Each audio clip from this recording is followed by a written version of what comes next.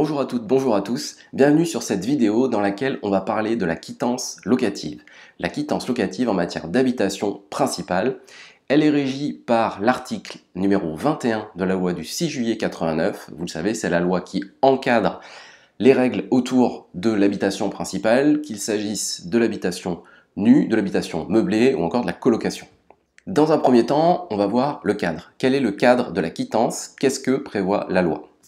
La quittance, c'est un document établi par le bailleur ou son représentant au profit de son locataire pour justifier du bon paiement des loyers et des charges.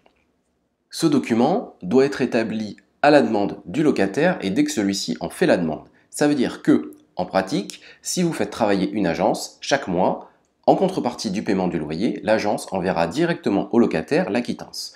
En revanche, si vous êtes propriétaire bailleur et que vous gérez vous-même votre parc immobilier, alors vous n'allez peut-être pas envoyer chaque mois les quittances. Par contre, ce qu'il est important de savoir, c'est que dès lors que votre locataire vous en fait la demande, vous avez l'obligation légale de lui remettre cette quittance. Vous êtes censé l'adresser à votre locataire au format papier et à défaut, s'il l'accepte, vous pouvez lui transmettre par mail, par voie dématérialisée, prévoit la loi. Comme on l'a dit, c'est une obligation légale et une seconde obligation est de la délivrer gratuitement. Vous ne pouvez en aucun cas facturer des frais de quelque sorte que ce soit, même l'envoi du courrier postal, à votre locataire. Ni vous, ni l'agence qui vous représente.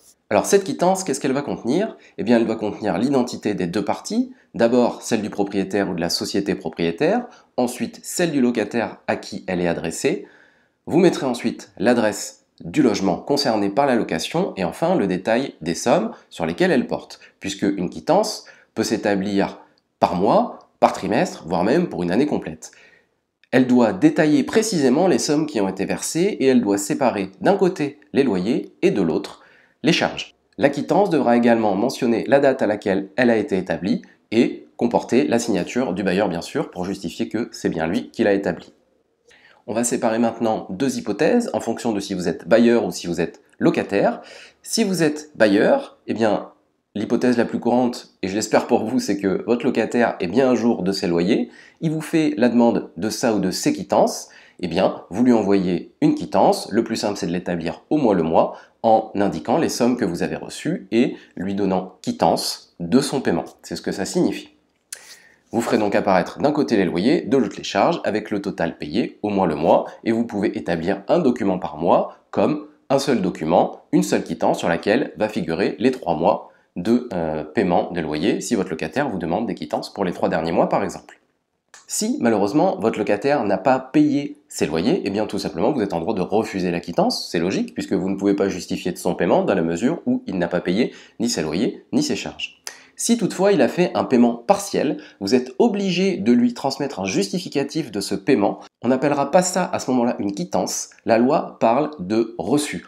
Le bailleur devra remettre un reçu de paiement partiel à son locataire. Vous pouvez également appeler ça une quittance partielle, dès lors que de toute façon elle ne fait apparaître que les sommes qui sont effectivement perçues et qu'elles sont détaillées, en partie répercutées sur le loyer, en partie répercutées sur les charges.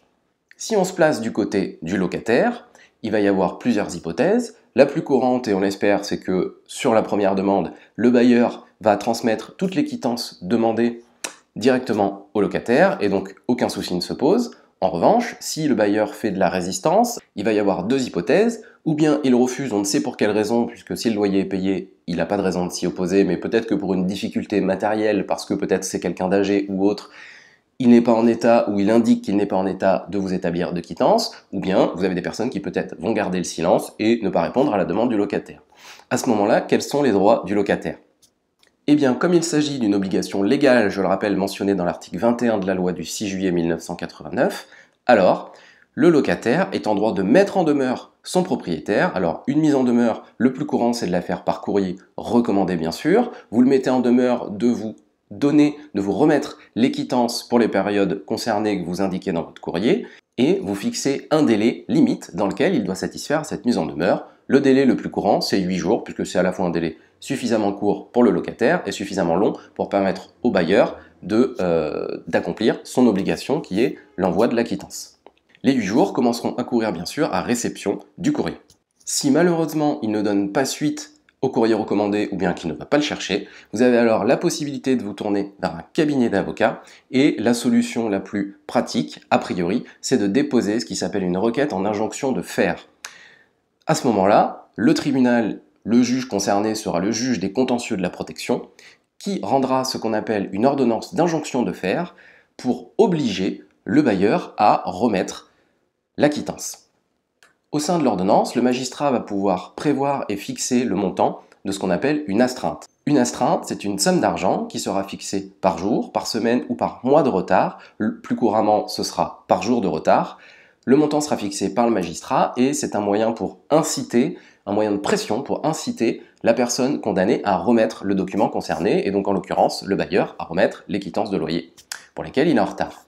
Cette ordonnance, il faudra qu'elle soit signifiée à la personne concernée, donc à votre bailleur. Ça veut dire quoi, signifiée? Ça veut dire tout simplement qu'elle sera remise par huissier de justice à la personne visée et condamnée par cette ordonnance même. Huissier de justice, ou bien, comme il s'appelle depuis le 1er juillet 2022, commissaire de justice, puisque pour ceux qui ne le savent pas, il n'y a plus d'huissier de justice, il n'y a plus de commissaire-priseur, ces deux professions ont été fusionnées et sont désormais une seule et même profession qui porte le nom de commissaire de justice.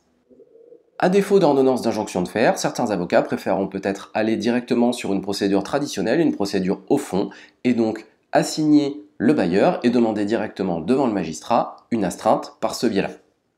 Voilà ce que je pouvais vous dire sur la quittance locative en matière d'habitation principale. J'espère que vous avez appris des choses. Pour ceux qui le connaissaient déjà, peut-être que ça fait un rappel, c'est toujours bon, je l'espère du moins. Si cette vidéo vous a plu, n'hésitez pas à liker, à partager aux personnes que ça pourrait intéresser et à vous abonner à la chaîne bien sûr. Je vous dis à très bientôt, ciao!